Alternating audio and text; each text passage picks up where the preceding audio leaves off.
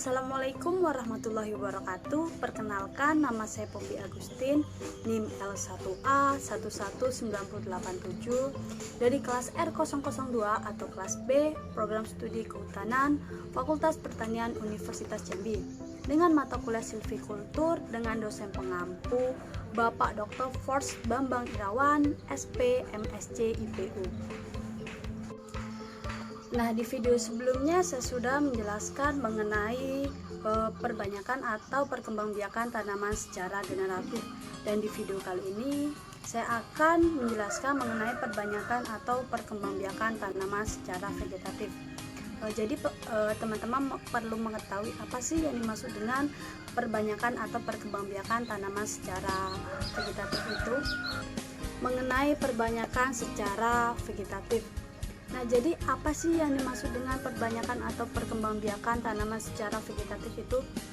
Jadi, perkembangbiakan makhluk hidup yang terjadi tanpa pertemuan sel jantan dan sel betina, atau kata lain itu tanpa perkawinan atau penyerbukan. Jadi, perkembangbiakan vegetatif ini hanya melibatkan satu induk saja, sehingga sifat induknya sama dengan sifat vegetatif. Jadi vegetatif ini terbagi menjadi dua jenis. Yang pertama itu ada vegetatif alami tanpa bantuan manusia, dan yang kedua itu vegetatif buatan, artinya dibantu oleh manusia. Nah, mari kita bahas satu persatu dari perkembangbiakan vegetatif secara alami. Jadi perkembangbiakan secara alami itu yang pertama dapat menghasilkan spora, yang kedua menghasilkan akar tinggal atau rizoma, yang ketiga itu menghasilkan umbi lapis, yang keempat menghasilkan umbi batang, yang kelima umbi akar, yang keenam tunas, yang ketujuh tunas adventif, dan yang ke-8 atau terakhir itu gragi atau stolon. Tumbuhan yang berkembang biak dengan spora adalah berbagai jenis tumbuhan paku. Spora dibentuk dan disimpan di dalam kotak spora yang disebut dengan sporanium. Kotak spora pada tumbuhan paku terdapat pada bagian bawah daunnya. Adapun salah satu contohnya yaitu tumbuhan paku, di mana tumbuhan paku ini terdapat spora, dan spora itu dibentuk dan disimpan di dalam kotak spora yang disebut dengan sporanium. Nah, apa yang dimaksud dengan sporanium? Jadi sporanium itu adalah yang berada di bagian bawah daun dari tumbuhan paku. Yang berikutnya, yang kedua, yaitu ada akar tinggal atau rizoma, merupakan batang yang tumbuh menjalar di dalam tanah. Batang tersebut tumbuh secara mendatar dan tampak seperti akar. Nah, ciri-ciri dari akar tinggal ini bentuknya mirip dengan akar tetapi berbuku-buku seperti batang, dan daun ujungnya terdapat kuncup. Adapun contoh dari akar tinggal atau rizoma ini seperti jahe, kunyit, lengkuas, dan lain-lain. Dan yang selanjutnya atau yang ketiga yaitu ada umbi lapis. Jadi umbi lapis adalah umbi yang berlapis-lapis, dan bagian tengahnya akan tumbuh tunas. Umbi lapis ini terdiri dari batang yang dikelilingi lapisan-lapisan daun yang tumbuh membengkak di dalam tanah. Nah, adapun contoh dari umbi lapis itu adalah bawang merah, bawang putih, bawang bombay, bunga bakung, dan bunga tulip. Dimana di bagian contoh di atas bawang merah itu sangat terlihat sekali berbuku.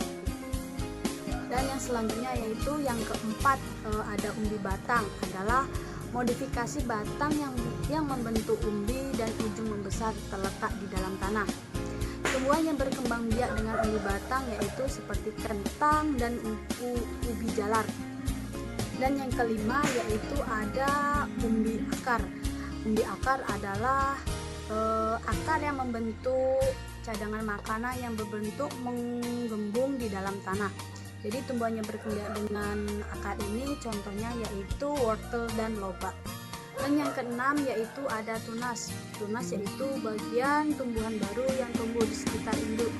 Tumbuhan dikatakan berkembang biak dengan tunas apabila tunas dari tumbuhan induk tumbuh menjadi tumbuhan baru. Tumbuhan yang berkembang biak dengan tunas ini contohnya seperti bambu, pisang, dan jambu. Yang ketujuh yaitu ada tunas adventif. Jadi tunas adventif ini adalah tunas yang tumbuh bukan dari ujung batang tetapi muncul dari tepian daun. Tunas tumbuhan baru akan muncul dari lekukan-lekukan pada tepian. Contohnya yaitu daun cocer bebek. Yang kedelapan atau yang terakhir yaitu ada geragi atau stolon. Jadi geragi atau stolon adalah batang yang tumbuh menjalar di atas atau di bawah permukaan tanah. Tunas pada ruas-ruas batang dapat tumbuh menjadi tumbuhan baru. Ujung geragi yang menyentuh tanah akan membelok ke atas. Nah, yang pertama itu geragi atau stolon ini ada dua jenis. Yang pertama itu tumbuhan bergeragi di atas permukaan tanah. Itu contohnya stroberi, pegagan, dan semanggi. Dan yang kedua itu yaitu tumbuhan bergeragi di bawah tanah atau di dalam tanah, itu contohnya seperti rumput putih. Nah, demikian jenis-jenis perkembangbiakan tanaman secara vegetatif alami. Selanjutnya kita memasuki jenis-jenis tanaman secara vegetatif buatan. Adapun jenis-jenis vegetatif buatan, yang pertama yaitu ada cangkok, yang kedua itu ada menempel atau okulasi, yang ketiga ada stek, yang keempat itu ada merunduk, dan yang terakhir itu ada menyambung. Nah, nantinya ini stek ini dibagi menjadi 3 jenis, yaitu ada stek batang, yang kedua ada stek akar, dan yang terakhir yaitu ada stek daun. Mari kita bahas satu persatu. Yang pertama itu mencangkok. Mencangkok adalah salah satu usaha untuk mengembangbiakan tumbuhan dengan memakai cara membuat suatu akar baru di bagian batang. Bagian batang tumbuhan tersebut, lalu batang yang sudah tumbuh, akarnya itu bisa dipotong dan ditanam menjadi satu tanaman yang baru. Adapun langkah-langkah yang pertama yaitu memilih batang atau ranting yang akan dikupas, kemudian mengupas kulit batang. Setelah itu membungkusnya dengan tanah humus dan dilapisi plastik sehingga akar dapat tumbuh pada bagian yang dikupas tersebut. Nah, ketika sudah tumbuh, akar bisa kita pisahkan dengan tanaman induknya. Jadi bisa kita pisahkan di tempat yang baru sehingga nantinya akan menjadi tumbuhan baru. Jadi contoh dari tumbuhan yang bisa dicangkok yaitu pohon mangga, lemon, apel, jeruk, jambu, dan masih banyak lagi. Yang kedua yaitu ada menempel atau okulasi. Jadi okulasi adalah perkembangbiakan tumbuhan dengan cara menempelkan mata tunas suatu tumbuhan ketika tumbuhan induk. Okulasi biasanya dilakukan pada tumbuhan buah untuk mendapatkan sifat-sifat baik dari tumbuhan dua jenis tersebut. Nah, adapun langkah-langkah yang dapat dilakukan, yang pertama yaitu kulit batang tumbuhan induk disayat membentuk persegi terlebih dahulu. Nah, kemudian mengambil mata tunas dari tumbuhan lain. Setelah itu menempelkan mata tunas tumbuhan lain tersebut pada tumbuhan yang telah disayat tadi, kemudian mengikat mata tunas tersebut dan mengikatnya dengan menggunakan karet atau tali. Setelah itu kita menyiram hasil sambungan ini.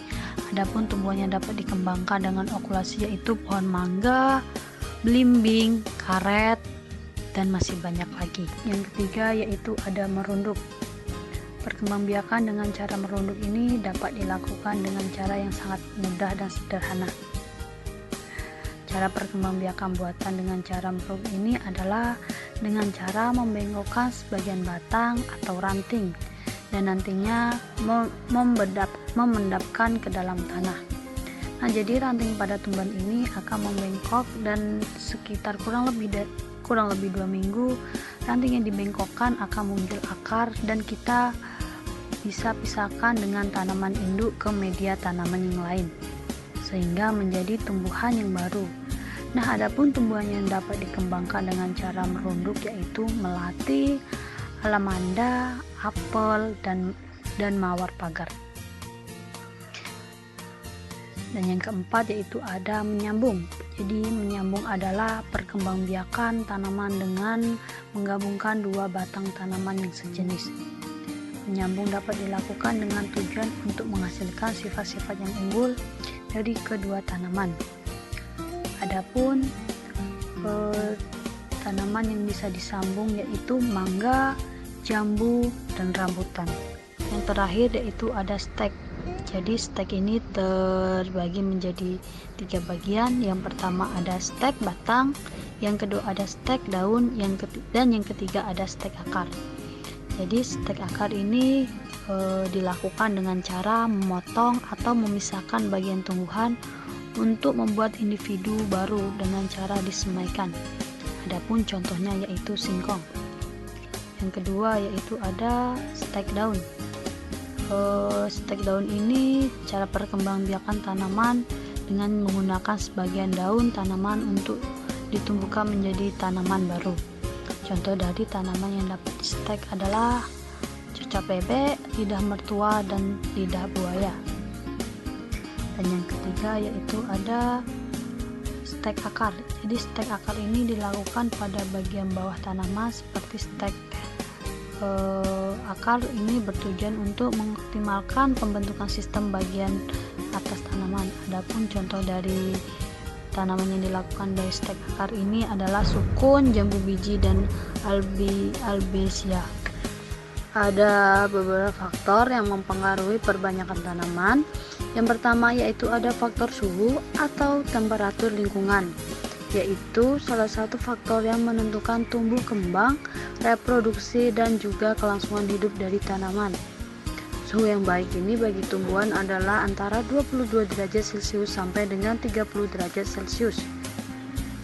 Temperatur yang lebih atau kurang dari batas norma tersebut dapat mengakibatkan pertumbuhan yang lambat atau berhenti. Yang kedua yaitu ada faktor kelembaban. Faktor kelembaban udara ini dapat mempengaruhi pertumbuhan serta perkembangan tumbuhan.